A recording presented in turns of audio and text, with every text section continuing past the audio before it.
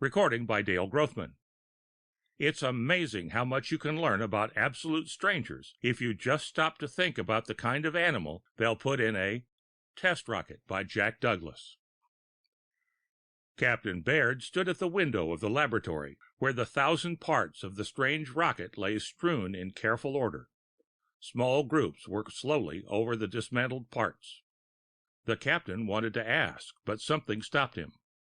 Behind him, Dr. Johansson sat at his desk, his gnarled old hand tight around a whiskey bottle, the bottle the doctor always had in his desk, but never brought out except when he was alone, and waited for Captain Baird to ask his question. Captain Baird turned at last. "They are our markings?" Captain Baird asked. It was not a question. Captain Baird knew the markings of the rocket testing station as well as the doctor did. "Yes," the doctor said. "They are our markings, identical, but not our paint." Captain Baird turned back to the window. 6 months ago it had happened. 10 minutes after launching, the giant test rocket had been only a speck on the observation screen. Captain Baird had turned away in disgust. "A mouse?" the captain had said. "Unfortunate a mouse can't observe, build, and report. My men are getting restless, Johansson." "When we are ready, Captain," the doctor had said. It was 12 hours before the urgent call from Central Control had brought the captain running back to the laboratory. The doctor was there before him. Professor Schultz wasted no time. He pointed to the instrument panel. "A sudden shift. See for yourself. We'll miss Mars by 1.25 million at least." 2 hours later, the shift in course of the test rocket was apparent to all of them, and so was their disappointment. "According to the instruments, the steering shifted 1/4 of an inch. No reason shows up," Professor Schultz said. "Flaw in the metal," Dr. Johansson said. "How far can it go?" Captain Baird asked. Professor Schultz shrugged. "Until the fuel runs out, which is probably as good as never, or until the landing mechanism is activated by a planet-sized body." "Course? Did you plot it?" the doctor asked. "Of course I did," Professor Schultz said. "As close as I can calculate, it is headed for Alpha Centauri."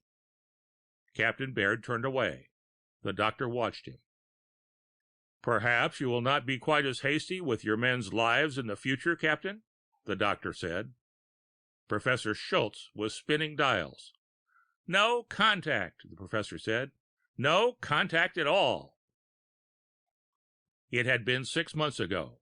3 more test rockets had been fired successfully before the urgent report came through from Alaska Observation Post number 4. A rocket was coming across the pole.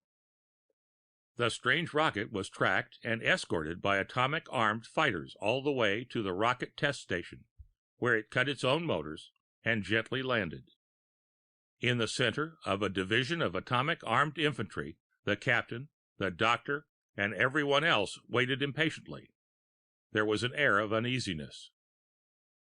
"You're sure it's not ours?" Captain Baird asked. The doctor laughed. "Identical, yes, but 3 times the size of ours." "Perhaps one of the Asian ones?" "No, it's our design, but too large, much too large." Professor Schultz put their thoughts into words. "Looks like someone copied ours. Someone, somewhere. It's hard to imagine, but true nevertheless."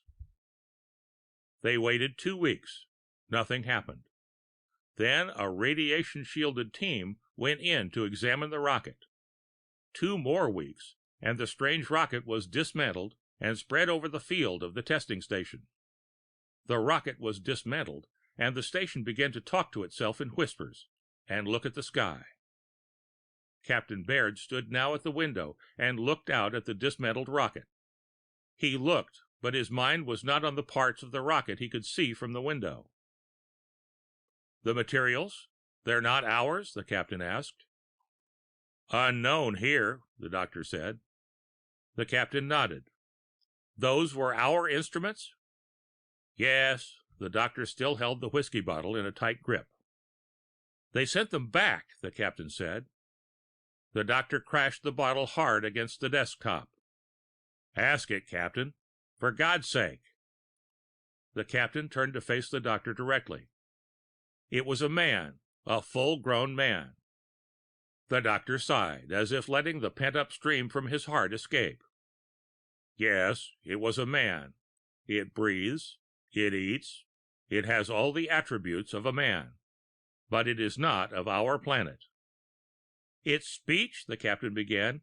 That isn't speech, Captain, the doctor broke in, breaking in sharply. It's only sound. The doctor stopped. He examined the label of his bottle of whiskey very carefully. A good brand of whiskey. He seems quite happy in the storeroom. You know, Captain, what puzzled me at first? He can't read. He can't read anything, not even the instruments in that ship. In fact, he shows no interest in his rocket at all. The captain sat down. He sat at the desk and faced the doctor. At least they had the courage to send a man and not a mouse, Doctor. A man. The doctor stared at the captain. His hand squeezed and unsqueezed on the whiskey bottle. A man who can't read his own instruments? The doctor laughed. Perhaps you too have failed to see the point. Like that stupid general who sits out there waiting for men from somewhere to invade?